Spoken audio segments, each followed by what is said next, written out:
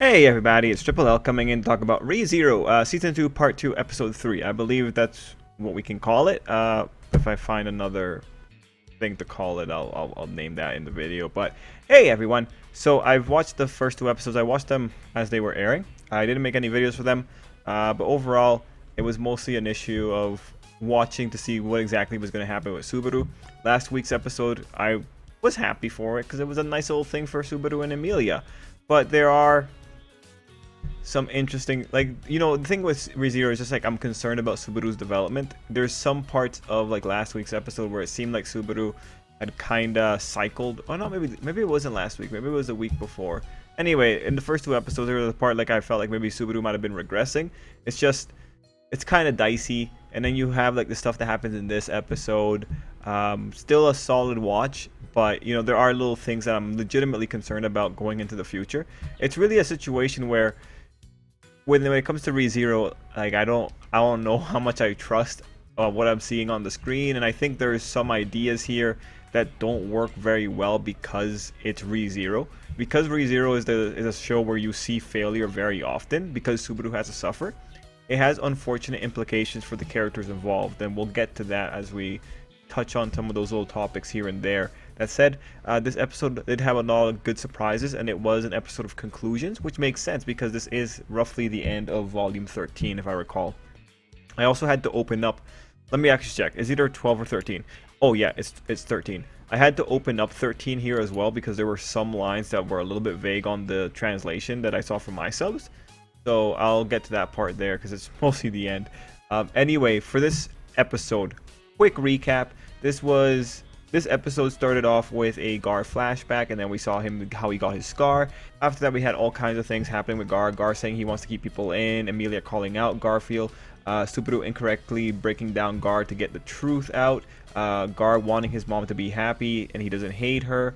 Honestly, Garfield's stuff with his mom, there's just so much talk and there's so many retries that I don't really follow. This is my fault. I don't really follow what was going on with Garfield. So like him saying that little bit of a relationship with his mother, that came out of, I'm not gonna say it came out left field, but it's like, okay, yeah, sure. It's more of a I go along with whatever he tells me because it's like, what am I gonna do? We're constantly regurgitating or like saying the same things in different words. It's really easy to get confused. So it's just a sure, Garfield, I get it.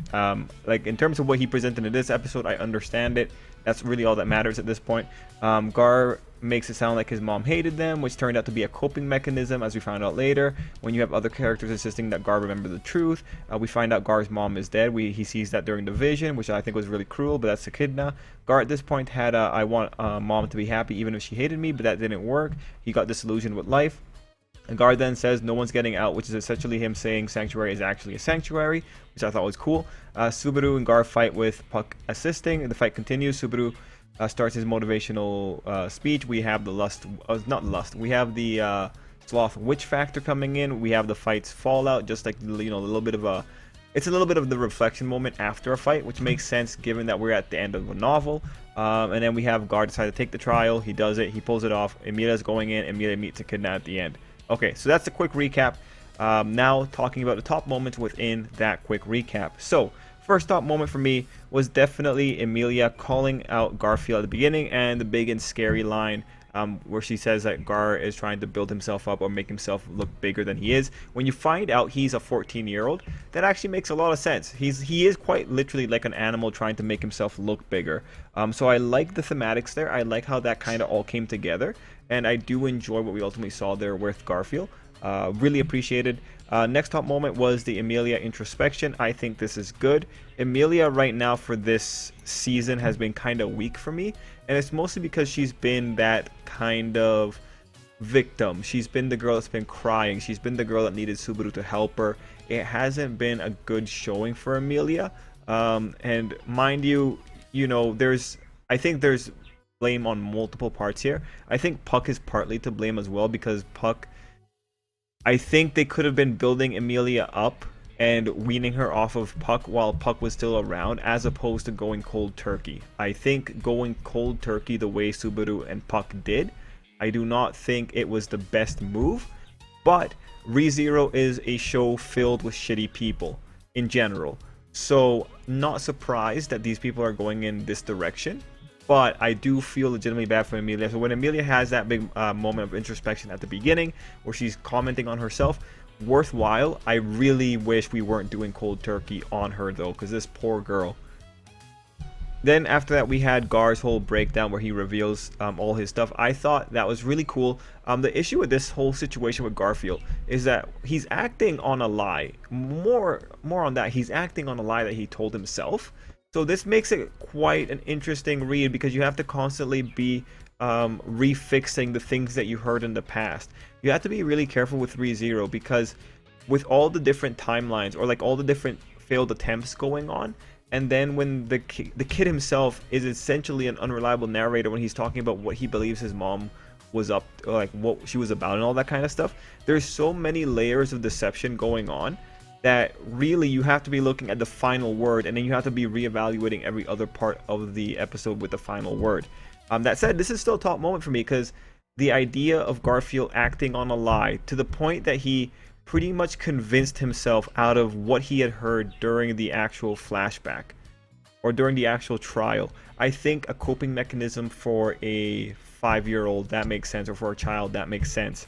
I think it works, but holy man, like keeping up with what's going on like does take a little bit of effort with ReZero, especially just with the way that this whole thing was presented. Like this is definitely a season where I'm going to go back to the beginning. I gotta watch everything over. I gotta see what they were doing with Garfield at the very beginning before I can even say anything about the guy. My next top moment was, of course, Subaru versus Gar. I think this was a cool fight. I think Shamak coming out was a cool. I think it was good how Subaru took a lot of the hits here. Next top moment within the fight, the Puck helped Subaru moment. Personally, it was cool. I like the mechanism, but I feel really bad for Emilia that she's getting such a tough love treatment. I know that they can't tell Emilia that Puck is in there, because it might cause her to regress, but holy crap, this is technically manipulative. It's cold turkey manipulation, but I feel bad for the poor girl. I don't know, like I don't know. I think maybe this is like modern society Trip here talking, but I'm just thinking like maybe Puck could have just given her a nice chat. Mind you, like it looks like Puck has a limit to what he could do at this point because of something he said in the episode. But I am legitimately, I feel bad for the girl. Next top moment, the Sloth Witch Factor uppercut. I thought that was cool. It's cool that we got to see it. I'm glad that Subaru has something new in his arsenal. The guy needs more stuff. Best top moment in the fight, definitely Land Dragon Revenge. That was a great shot. I loved how that came together. That was awesome. Then we had next top moment, Subaru naming it Invisible Providence. I found it really interesting how he came to that conclusion, how he talked about God's unseen will. He really went quickly to the whole God thing. And we also have the little thing that he suspects that, I believe it's Echidna when he says that horrible witch is behind it. Then we had the next top moment, Otto alive. Guy got lucky is what I think. Now, I will talk a little bit here. Garfield has killed Otto before, right? Garfield had, like, we know he's capable of it if he's stressed enough. I think Otto got really lucky. I think Ram got really lucky here, given the track record with Garfield. Moving on, the next top moment was the true history that Gar forced himself into forgetting actually his mother's love. I think this was good. I think this made sense to me. Mind you, I am kind of interested about the exact mechanism that happened here. Like I want to know like what degree of repression he was doing. But I do appreciate that. I appreciate the logic that was going on here. It makes sense to me that if a young boy saw that situation and saw that his mom was acting for his sake, and then ultimately, you know, it's because of him that she died, because she got caught in the landslide, which honestly, super suspect, ridiculously suspect, super suspect. But given that whole situation, it makes sense to me, especially with him hitting himself in his head, like in the head. It makes sense to me that he would want to try and forget that, because he doesn't want to have to live with that kind of burden. I do think there are easier things he could, like believing that the woman hated him, that probably was an easy coping mechanism. But that does leave me to a dishonorable mention. The whole situation with Gar and how it was handled when it comes to the elves around him. I think it's exceedingly unreasonable that you have a 14-year-old and you don't tell him what happened when he's like 13. or sorry, he's about to be 14. So yeah, tell him what's happened when he's a teenager. The reason that this is actually, I think, a valid criticism is because Garfield is insane. Garfield kills hostages. Garfield's the kind of person that if you stress him enough, he breaks pretty early on. This is the problem with the ReZero characters. All the ReZero characters, because of the way it's structured, because they have to be there to ruin Subaru, they are all varying degrees of terrible unless they're having a good day. But the moment you put them in a really stressful situation, it cracks. They crack. They come out and they show the worst aspects of their characters. This is the problem with Garfield. Someone should have talked to him before this whole situation arrives. Someone should have played the role of, hey, let's try and like make you a little bit more well adjusted. Maybe the person who's been living for more than 100 years, maybe the person that's been alive for more than 3 decades. Many people could have come in here to try and get this guy's look. In the real world, you don't have a past trial showing you the past. You have people willing to communicate with you. I cannot in good conscience say this was a good idea for anyone involved, especially for any of his caretakers, because they should have been more responsible. And we do know the negative effects of them not being responsible. That being Gar kills hostages. That being Gar kills people when Subaru pisses him off a little bit too much. He's a teenager with anger issues. Everything that's justified here really just cements some of the ideas I have about the issues with, or the weaknesses of ReZero's characters in general. As we go forward into the series, I can't help but see Garfield as a person that when the going gets tough, he might do stupid things unless Subaru's broken into him enough that he's able to completely alter the guy's trajectory. Yeah, nah. I think people failed Garfield. It's not up to the witch to try and fix a guy or make him come to terms with his past.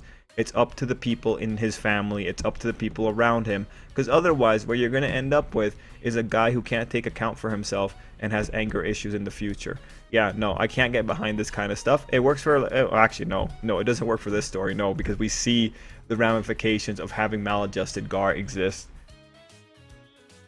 Next top moment was, of course, revealing that Garf was about to be 14. I think that, like I said, I think that makes the whole thing worse, because that says worse things about the people taking care of this kid. And then I did appreciate that Subaru called him a chuny in the Japanese voice track. Subaru and Emilia talking over the relationship was then my next top moment. I like this as a promise. I want to see them talk about the relationship. This was ridiculously mature. Next top moment was Garf's apology. And here he's talking about apologizing about what he saw.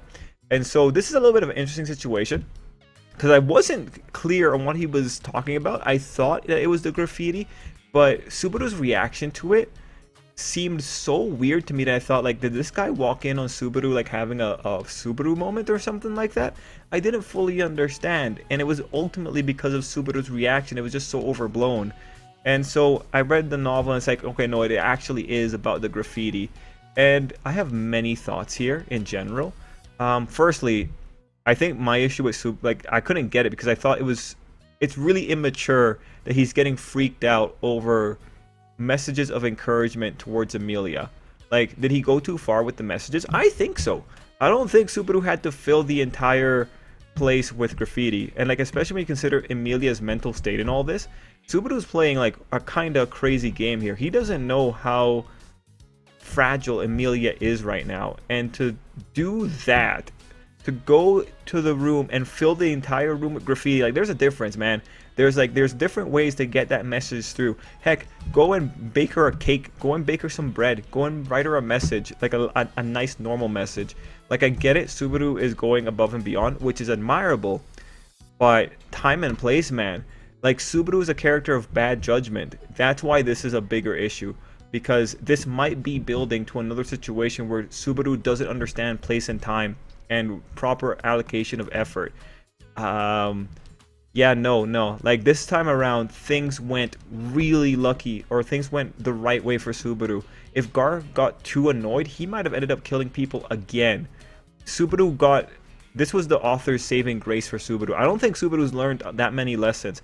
I think once we get past into the next arc, we're probably going to go back into regurgitating some problems. And when I see this here, you know, between Subaru's immaturity about having it seen, which honestly, again, it's a heartfelt thing. I don't think that's just immaturity. I would not laugh at Subaru if he had gone in there and written all those messages. I would have chastised him for the use of his time. Now, Emilia and the narrative, when I'm looking at the light novel, the light novel does call it out as being a stupid move from Subaru. So I feel okay, having the narrator like kind of talking it down a little bit. I feel okay like calling it a little bit of a stupid move. Like, again, moderation I think would have been the good thing. It's just there's too many sacrifices. Subaru got really lucky here. What matters is that Emilia is okay with it, but ReZero is a story about bad endings. Subaru got really lucky that the narrative is done making him suffer for this particular arc, because this could have ended really badly for him.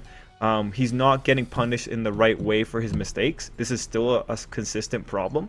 And then his maturity with how he handles these things that he's doing. Yeah, it's legitimately a recipe for destruction. And I feel really bad. And I think this is just an issue of me being too old at this point. But again, I would not feel embarrassed for the kid. I would chastise his sense of urgency and his method of going about doing things. But what matters is that Emilia is okay for this run. We'll have to see how bad Subaru gets when he gets into the next arc, because that's where we really can criticize the character more. It's easier to criticize the character when the entire when the entire series wants to criticize him. So that'll be really interesting to see. My final two moments was Echidna getting jealous. Or at least she sounds jealous when she's talking about like what Subaru meant to Emilia. And then finally, I think it was really cool how Emilia channeled Subaru energy. Anyway, guys, that's my top moments. That's my impressions. Let me know what you thought down below. I know I'm being a little bit critical on Subaru, and I do want to make an asterisk that this one kind of requires me to go back and watch some of the other episodes. But I do think I do think the criticism of Subaru can stand, because from what I've seen in ReZero is really unfair to Subaru. Sometimes it's gonna berate Subaru for things that are legitimately out of his hands. When ReZero is doing that, I defend Subaru, and I did that last season. When ReZero is giving Subaru a mercy, I'm going to criticize it if it doesn't make sense given how harsh ReZero is. ReZero is ultimately an issue of, it is so harsh sometimes, and then when it gives you those nice moments of levity, it's like, does that make sense? Does it make sense to be so merciful when not really all that much has changed between the routes? It's always an interesting little thing with ReZero. Anyway, everyone, thank you so much for watching. Until next time, I hope you have an absolutely great day.